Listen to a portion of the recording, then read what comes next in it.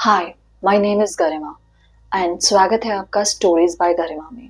काफ़ी टाइम से मैं कुछ ला नहीं पा रही थी, तो मुझे लगा कि चैनल का नेम चेंज करने का और थोड़ा जॉनर चेंज करने का वक्त आ गया है। पहले ये रियल हॉरर स्टोरीज थी, हॉरर हॉरर कंटेंट जारी रहेगा, बट कुछ इसमें चेंजेस हो गए हैं। जहाँ पर आपको सिर्फ हॉरर मिलता था, वहाँ पर मेरे पास बहुत सारी कहानियां हैं आप तक पहुँचाने के लिए।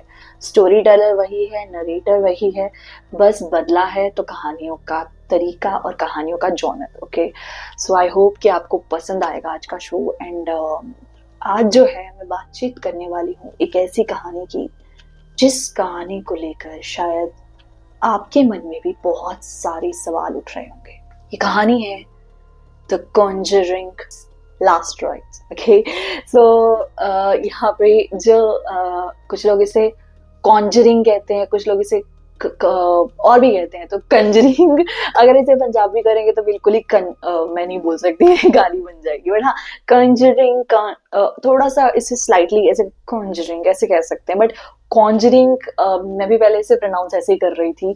सो मैंने अब तक, मैं सच्ची बताऊं, मैं सच सच बोल रही हूँ, मैंने हॉरर स्टोरीज बहुत देखी है। लाइट्स आउट देखी है मैंने, और लाइट्स आउट मुझे किसी ने बताई थी। एंड उसके अलावा बहुत सारी ऐसी स्टोरीज हैं, जैसे कि कौन सी है, बहुत सारी, मतलब ओइजा ओइजा हो गया। बहुत बहुत इंटरेस्टिंग स्टोरी थी। मैं धीरे धीरे करके ना आपको सारी मूवीज की स्टोरी बताऊंगी कि जो आपने देखी है नहीं देखी है। पिज्जा हो गया, अंडररेटेड मूवी कहा जाता था इसे, किसी ने एक इन्फ्लुएंसर ने ही इसे घुमाया था, प्रमोट किया था।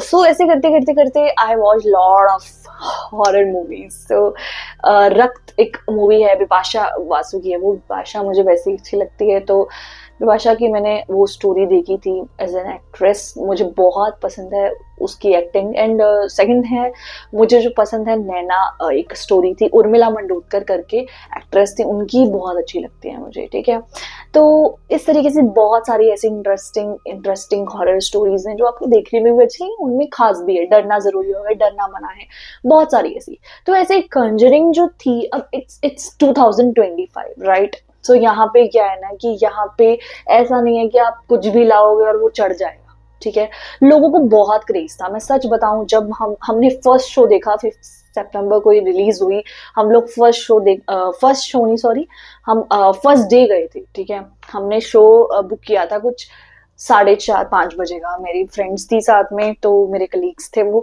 एंड वो मेरे साथ गई थी।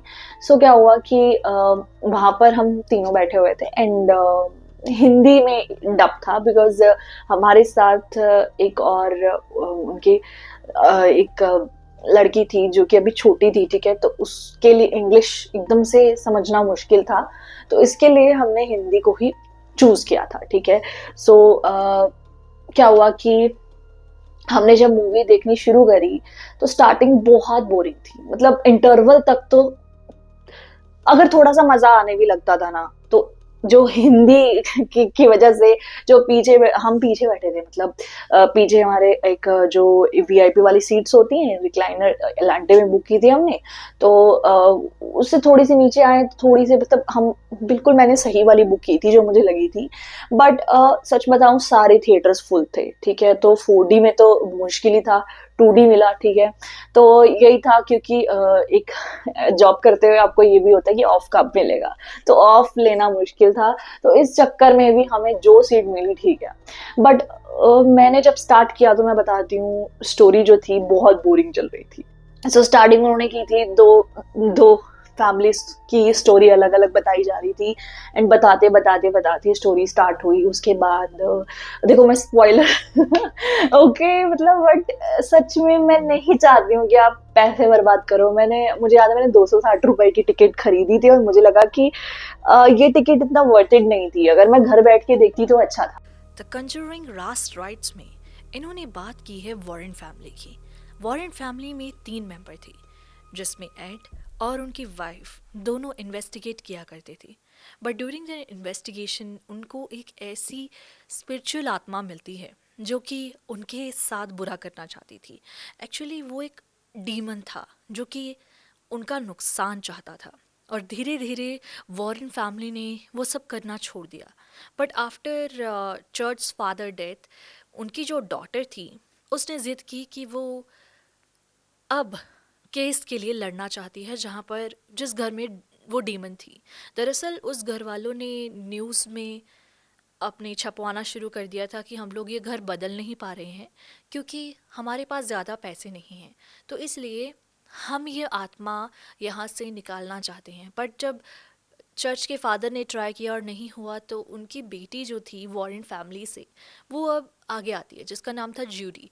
लेकिन एड और उसकी वाइफ नहीं चाहते थे कि वो दोबारा इन चीज़ों में पड़े, so they tried their best. But उनकी बेटी एक दिन वहाँ से चली जाती है और वो वहीं पहुँच जाती है जहाँ पे वो आत्मा थी, यानी उस घर में जहाँ पे कहा जा रहा था कि उस घर को बदला नहीं जा सकता। वो लोग फैमिली मेम्बर्स जो थे, 7-8 लोग थे, वो लोग कुछ कर नहीं पा रहे थे।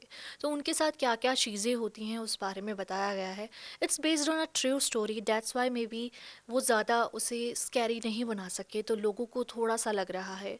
बट या अगर वो चाहते तो थोड़ा सा प्लॉट को और घुमा सकते थे, बट उन्हें लगा कि शायद इतनी ज़रूरत नहीं है।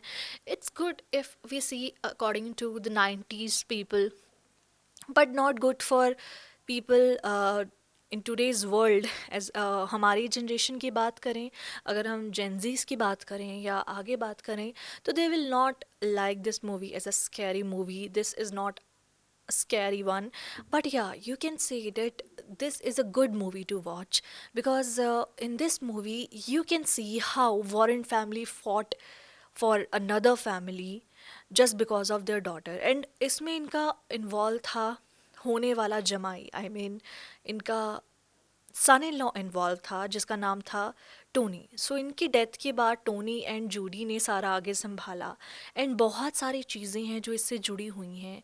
और कैसे उसमें एनाबेल का जिक्र हुआ है, एनाबेल डॉल इसमें आई जिसको देखा था जूडी ने, और जूडी के ऊपर वो हावी होना चाहती थी because they want to take soul of their daughter, but वो नहीं चाहते थे। सो यहाँ पे बहुत सारी चीज़ें होती हैं और जूडी को बचाने के लिए वो लोग लड़ते हैं और लड़ते हैं, आखिर तक वो फैमिली पर पास पहुँचते हैं और सारी चीज़ें सॉल्व हो जाती हैं। तो थैंक यू सो मच, मिलते हैं आपसे अगली बार। Bye bye.